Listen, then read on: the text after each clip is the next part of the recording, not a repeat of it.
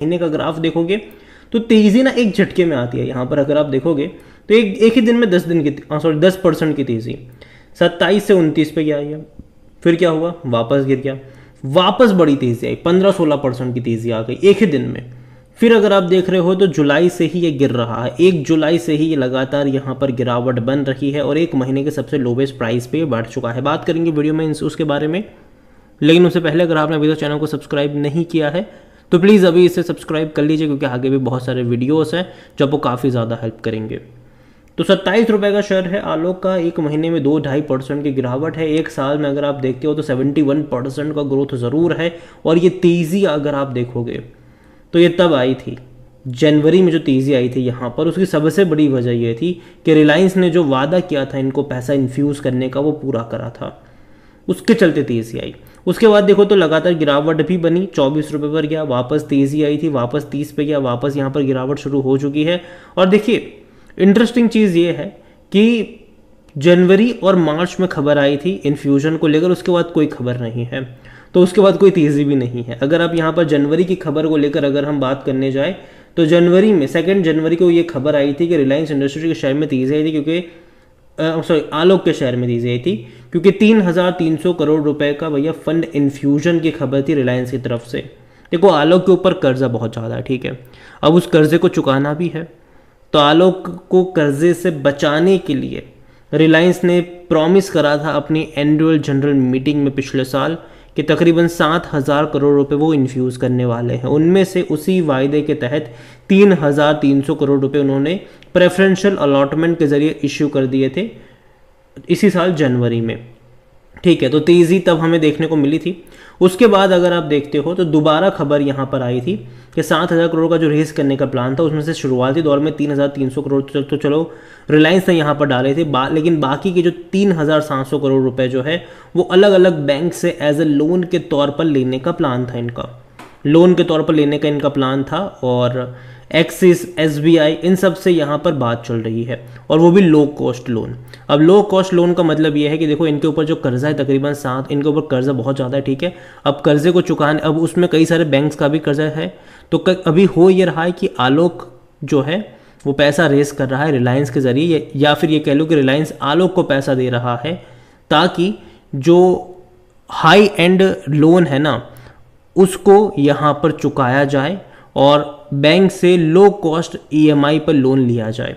तो ये दो चीज़ यहाँ पर होने वाली है, और उसका जो असर है मैं अज्यूम कर रहा हूँ कि शायद जुलाई के क्वार्टर में हमें देखने को मिल सकता है उसका जो असर है वो। यहाँ पर अगर आप देखोगे नंबर वाइज भी तो वॉल्यूम भी 80 लाख के आसपास के देखने को मिले थे यहाँ पर, ठीक है, कल। और जो इसका हाई था वो एक टाइम पे 100 रुपये का भी था, और मार्केट कैप इसका भी 13,500 करोड़ के आसपास देखने को मिल रहा है। कंपनी को लेकर अगर हम देखें तो कंपनी में according to Moneycontrol user 100% लोग कह रहे खरीदारी करो, बेचने की बात कोई भी नहीं कर रहा है।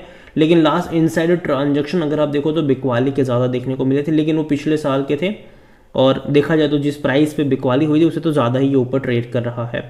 और जहाँ तक इनके नंबर्स की बात करें, देखो 22 में बेहतरीन नंबर्स थे, क्योंकि देखो 22 में कोविड के टाइम पे क्या हुआ था, जो फिनेंशियल ईयर 2022 की बात अगर आप करोगे तो कोविड के टाइम पर यह था कि भैया चाइना से जो डंपिंग रुक रही थी उसका कहीं ना कहीं वजह ये थी कि इंडिया में आ रहा था वो डिमांड, तो एक झटके में तेज़ी आई देखिए रेवेन्यू वाइज, लेकिन बाद में लगातार रेवेन्यू गिरते चले गए। इवन लास्ट फाइनेंशियल ईयर में तकरीबन 5,500 करोड़ के आसपास इसके रेवेन्यू देखने को मिले थे। और प्रॉफिट अगर आप देखोगे तो प्रॉफिट नहीं है, लॉस में है ये कंपनी, लॉस में है। लेकिन जिस तरीके से 7,000 करोड़ रुपए रेज करने का इनका प्लान था, मैं उम्मीद करता हूं कि धीरे धीरे कंपनी प्रॉफिटेबल हो, और अगर प्रॉफिटेबल हो जाती है तो बहुत अच्छी बात होगी इनके लिए, क्योंकि अगर आप इनका P रेशो देखोगे तो वो नेगेटिव में है, क्योंकि कंपनी प्रॉफिट में नहीं, कंपनी लॉस कर रही है। अगर हम इनके फिनेंशियल्स की तरफ नज़र करेंगे तो एक चीज़ पता चलती है कि अब तक इनके रेवेन्यू गिर रहे थे।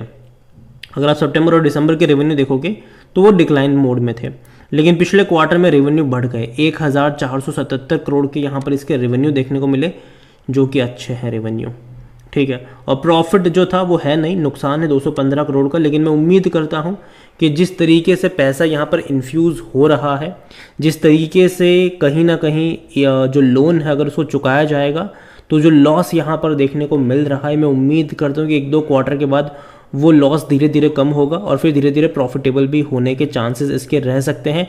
रीज़न ये है कि अब तक इनका जो पैसा था वो डेट को चुकाने में जा रहा था, कर्जे को चुकाने में जा रहा था, ठीक है। लेकिन आने वाले टाइम में ये जो पैसा है अगर वो बचता है, अगर ये अपने डेट को चुका देते हैं तो कहीं ना कहीं चीज़ें पॉजिटिव हो सकती हैं इनके लिए। और जहाँ तक शेयर होल्डिंग के बारे में देखें तो प्रमोटर की होल्डिंग 75% की है और यहाँ पर म्यूचुअल फंड के पास 0.05% का स्टेक है, डोमेस्टिक इंस्टीट्यूशन के पास 0.32% का स्टेक है और एफआईज 2.34% का स्टेक यहाँ पर लेकर बैठे हुए हैं।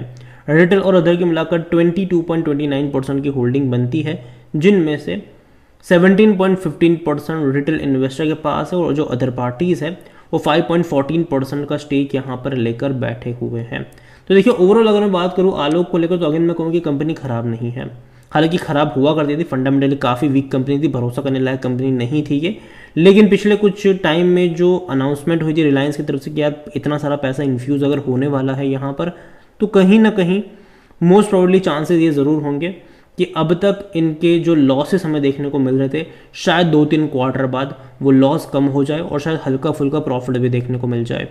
और मैं उम्मीद करता हूँ कि ऐसा हो, क्योंकि अगर ऐसा हो गया तो एकदम से ट्रेंड यहाँ पर पलट जाएगा। अगेन ये पॉसिबिलिटीज़ है, मैं ये नहीं कह रहा हूँ कि ऐसा ही होगा, ये पॉसिबिलिटीज़ है। अभी जून के नंबर्स इसके बहुत जल्दी आने वाले हैं और 4-5 दिन बाद इसके रिजल्ट्स भी आने वाले हैं जून को, और जो रिजल्ट्स आने वाले हैं वो नेक्स्ट ट्यूसडे को इनके नंबर से, मंगलवार को इसके रिजल्ट्स आने वाले हैं आलोक इंडस्ट्रीज़ के।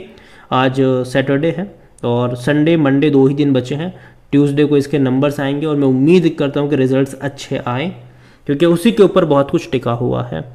क्योंकि यहाँ पर अगर हम देखें तो नंबर्स जो है वो इसीलिए इम्पॉर्टेंट होने वाले हैं इस बार, क्योंकि ऑलरेडी जो इन्फ्यूजन था वो मार्च क्वार्टर में आया था रिलायंस की तरफ से, ठीक है, मार्च क्वार्टर की तरफ से आया था। बैंक से अभी तक भी इनको पैसा मिला है कि नहीं ये कुछ क्लियर नहीं है, लेकिन जो पैसा रिलायंस से मिला है वो तो तय है। तो उम्मीद करते हैं कि उस पैसों का इन्होंने अच्छे से इस्तेमाल किया होगा। उम्मीद करते हैं कि उसके चलते कहीं ना कहीं इनके रेवेन्यू प्रॉफिट्स में हमें थोड़ी बहुत अच्छी चीज़ें यहाँ पर देखने को मिल जाए। और यही वजह है कि मैं इतना ही कहूँगा कि एटलीस्ट ट्यूसडे के नंबर्स देख लो। देखो जिनके पास है वो होल्ड कर सकता है, ट्यूसडे को इसके रिजल्ट्स आने वाले हैं तो वो बहुत इंपॉर्टेंट डे होगा और उसी के ऊपर बहुत कुछ टिका हुआ होने वाला है। तो नज़र रखिए इस कंपनी के ऊपर और इसको अपनी वॉच लिस्ट में ज़रूर ऐड कर लीजिएगा। अगेन मैं खरीदारी करने की बात यहाँ पर नहीं कर रहा हूँ, मैं ये कह रहा हूँ कि अपनी वॉच लिस्ट में इसको ज़रूर ऐड करना, क्योंकि खबरों के आधार पर ये बहुत ज़्यादा मूव करता हुआ आपको नज़र आ सकता है। और ट्यूसडे को नंबर्स भी आने वाले, रिजल्ट्स भी आने वाले हैं, और जिस तरीके से पैसा इन्होंने रेज करा है रिलायंस के ज़रिए, तो देखना इंपॉर्टेंट होगा कि उस पैसों का कैसे इस्तेमाल यहाँ पर होता है और उसका क्या असर देखने को मिलता है नतीजों में। तो अगेन ये मेरा पर्सनल ओपिनियन है, कोई भी इन्वेस्टमेंट एडवाइस नहीं। वीडियो को यहीं पे एंड करता हूँ।